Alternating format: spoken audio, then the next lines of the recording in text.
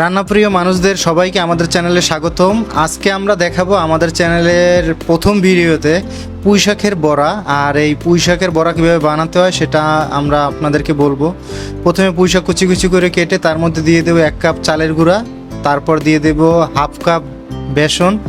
এটা দেওয়ার পরে আমরা 2টা পেঁয়াজ কুচি নিয়ে নিয়েছি, এই পেঁয়াজ কুচি দিয়ে দিলাম। তারপরে মরিচ দেবো, কাঁচামরিচ কুচি আমরা পরিমাণ মতো দেবো, যদি ঝাল বেশি খান তাহলে একটু বেশি দিতে পারেন। তারপর 1 চা চামচ হলুদের গুঁড়া, হাফ চা চামচ মরিচের গুঁড়া, এটা আমরা দিয়ে দিব। তারপর স্বাদ মতো লবণ দিয়ে তারপরে আমরা এটাকে ভালোভাবে মিক্স করব। যতক্ষণ পর্যন্ত এটা আঠালো ভাব না আসে ততক্ষণ পর্যন্ত আমরা এটা মিক্স করতে থাকবো। আর মাঝে মধ্যে আমরা একটু হালকা পানি ইউজ করতে পারি, কারণ এটা আঠালো ভাব আনার জন্য একটু পানি ইউজ করা যেতে পারে।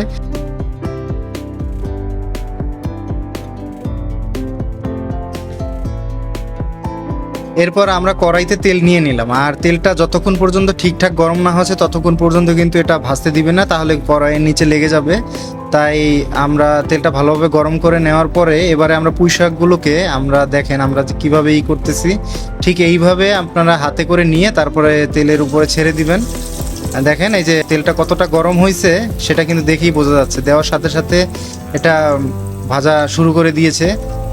আর এইভাবে একই রকমভাবে আবার সবগুলো এইভাবে তৈরি করে করে তেলের ভিতর দেব।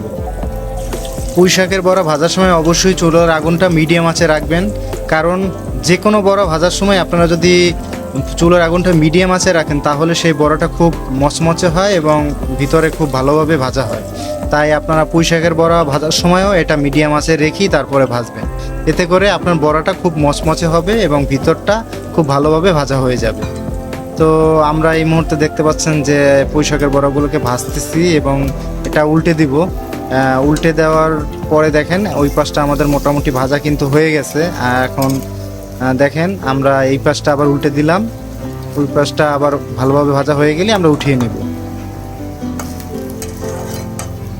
এই যে দেখেন পুঁই শাকের বড়াটা কতটা মচমচে হয়েছে, এই যে আপনাদের ভেঙে দেখাচ্ছি, দেখেন পুরোটাই একবার মচমচে হয়েছে আর খেতেও দারুণ হয়েছে। আপনারা চাইলে এভাবে চেষ্টা করতে পারেন।